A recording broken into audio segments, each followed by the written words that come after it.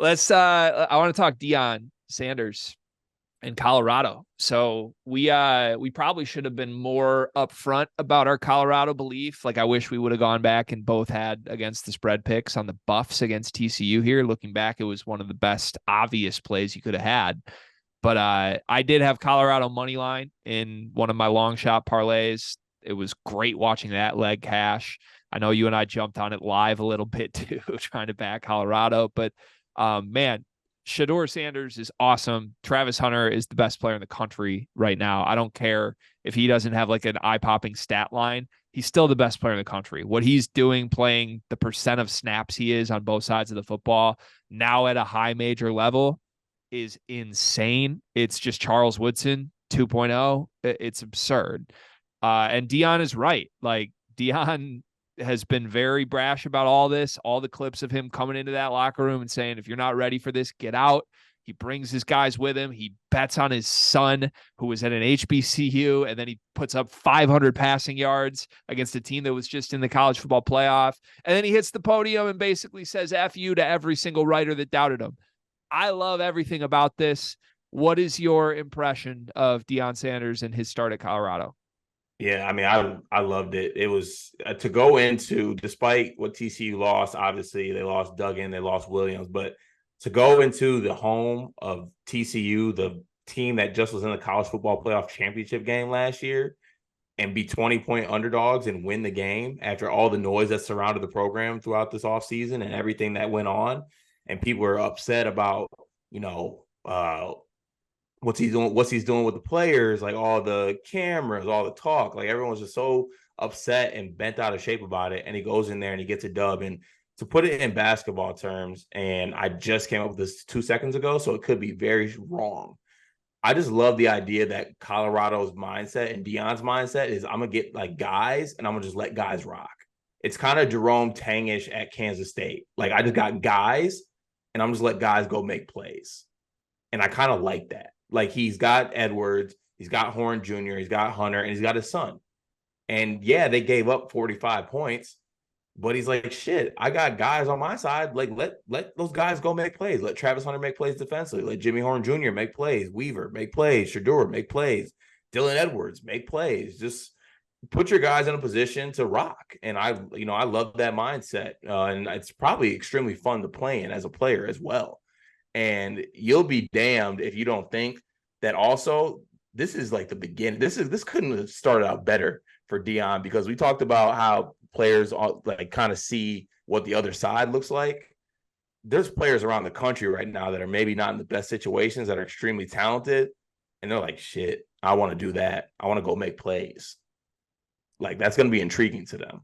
Yeah, was it Travis Etienne hit Twitter and basically said, damn, little bro, maybe he should go. Like, and that's his little bro is one of the most talented guys on paper in the country right now. So, Yeah. like, we got a little tampering live right now. Somebody tweeted out and said, college football has a Deion Sanders problem, and it's only going to get louder and louder. And I don't know that I would frame it as a problem. And I have a little more thought on that I'll speak to in a moment. But they're absolutely right that, like, this is only going to get bigger and louder and more successful than it is right now. And that should terrify everyone that is an opponent of Deion Sanders, because if this is how good his football team is right now, if they can step on a field in a road game against a team that was just one of the final two teams left, that was just in the national championship game, and win a road game with a roster that I think is probably far away from what his future rosters could be in terms of talent, this really could be his sport in a year. And I don't think we're overstepping to say that. Now, they need to sustain this a little bit. Like, there's definitely crash back down to earth potential. They're a pick 'em against Nebraska next week, which is crazy because Nebraska looked horrible. But they have a very tough schedule. Like, you look through, they got to go at Oregon. They play USC at home. They go at UCLA, at Utah. Like, this is a tough schedule. So they got to have a winning year. Like, if he wins 6-7 games on this schedule, honestly, I think that's a pretty good year. Maybe expectations have changed, but it's one of those things where, like, if he stays at Colorado, next year's portal class is going to be absurd. Like, people are going to be running through the door to sign up to play here. And if he doesn't want to stay at Colorado, I think there's a lot of programs that would immediately throw all the money in the world at him. Oh yeah, Like, SEC school. what school wouldn't want Deion Sanders to be their head coach right now?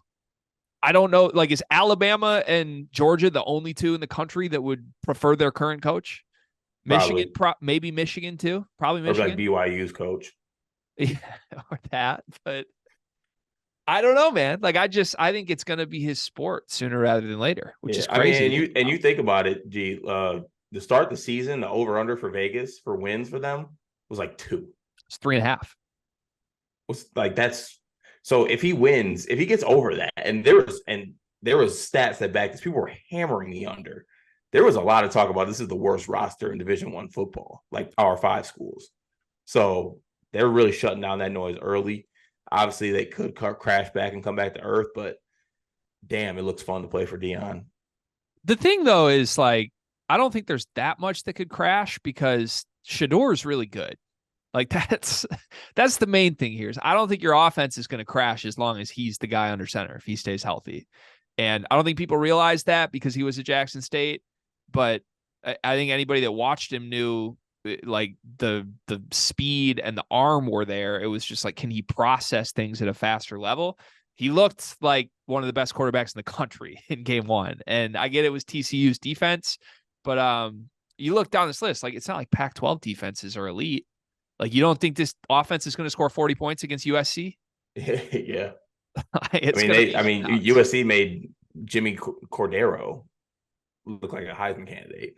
It's going to be shootouts, and that's where they're going to thrive. So, the last thing for me, this is more broad, but I was at like a little family function yesterday, and we were talking about Deion in Colorado with my father and my uncle, notorious old Caucasian men.